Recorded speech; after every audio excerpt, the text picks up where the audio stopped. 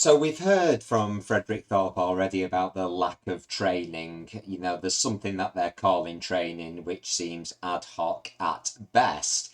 And now he's going to go on to detail how there was absolutely no guidance on how to run these investigations, and it feels like they were just feeling the way through the dark. So he details the process of where he and Suzanne Winter, although he says she actually develops the process, but then seems to suggest it was copied from England, comes up with a process to try and address the issues with the woeful case files that were being submitted to the police and swiftly rejected. Let's jump into the inquiry.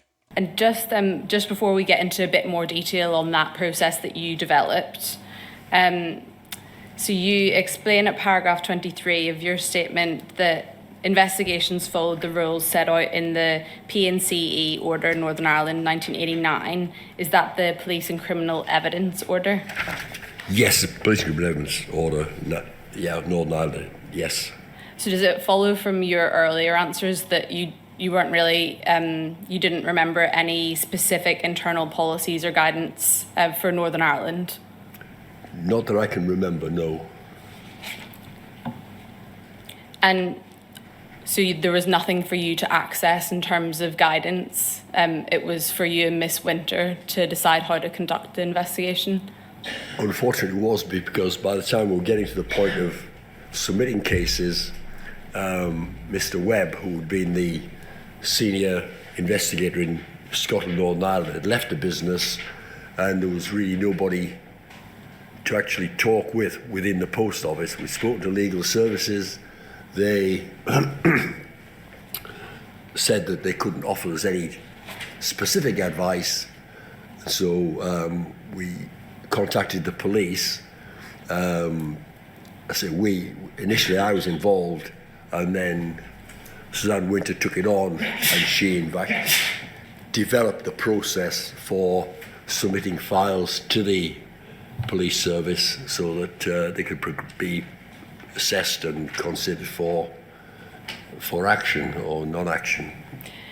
That's an interesting turn of phrase there when he's asked if there was any guidance or whether it was up to him and Miss Winter, and he says, unfortunately it was. Well, it certainly was unfortunate for the innocent sub-postmasters that were victimised through this, I am sure. And so the catalyst for that was really whenever you and Suzanne Winter submitted your first case, the feedback from the PSNI was the quality of that's not good enough.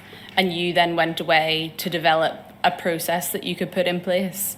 Well, it did the process because ultimately the files that we were producing were very similar to the files we produced in that first instance.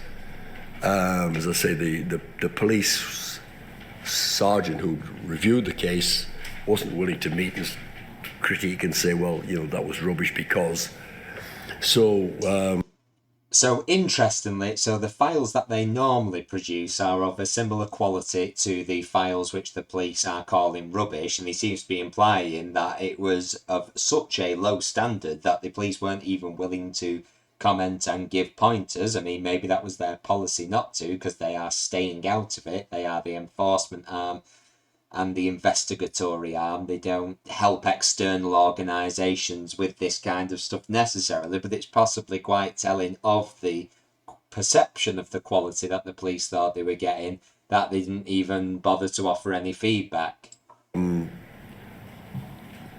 took it on ourselves to speak to the police service, see what they suggested, where we had failed, and how we could improve, and how they wanted everything reporting to them. And so do you remember who from the police side assisted you in developing that process? I can't.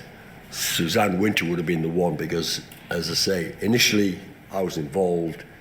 Then, because of my location in Glasgow, it was easier for Suzanne to liaise with the police on a day-to-day or month-to-month basis.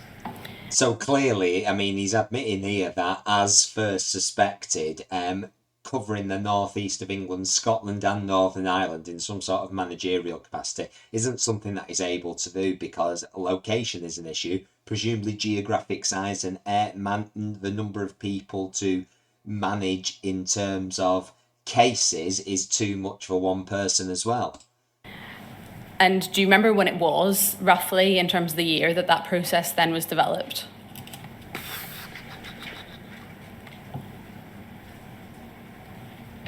I think it must have been probably around about 2000. It was fairly early on in my involvement in Northern Ireland. And so the inquiry hasn't been able to find a written process dated from around that time specific to Northern Ireland. Do you remember if that process was committed to writing by Miss Winter?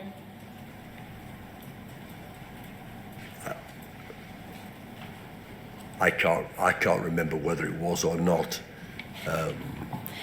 There's not a process, clearly. I mean, I know this makes it seem better if there was a process, but clearly there wasn't a process on the first submission of this case. They've prompted some thinking about it once it's been rejected because they want to bring the case, but it sounds like there is no process here. It's a bit like the training, that's called training, even though there's no plan, record, specific content, assessment, or anything. It's just putting a name on random thoughts, seemingly. Can you describe briefly what the process that you developed or that Miss Winter led in developing involved? Well, pretty much the same as we had been doing in England. It was preparing a prosecution file, which included the sort of offender report, the tape transcriptions, list of evidence, list of the unused material, and a disclosure listing as well. So just some final thoughts on this whole process that was developed by Suzanne Winter and Frederick Thorpe regarding their cases. He refers to a process in England. Now, it'd be interesting to get an insight into what the English police forces thought of the cases being submitted, because clearly around this time cases start getting accepted. So what was changed? Because he says this process that they didn't have in Northern Ireland but did have in England was pretty much the same as was used in England when they implemented it in Northern Ireland. But if that was producing, what kind of quality of case was that producing? And why wasn't he aware of this? I mean, again, it sparks issues with, or potential issues with workload here, because if he's running the process in England and his first job was managing the northeast of England, once he takes over Northern Ireland and Scotland, surely if there's no process, he would implement one to ensure that problems don't happen. Or were the problems in England at this time? It's not completely clear. But there doesn't seem to be anybody, despite titles, in any kind of managerial capacity here making decisions. It just seems like something gets thrown up and almost like panic stations. Who's going to deal with this? Oh, Suzanne will deal with this. There's a lot of handing off of the responsibility to her, despite him being identified, at least in name, as her manager.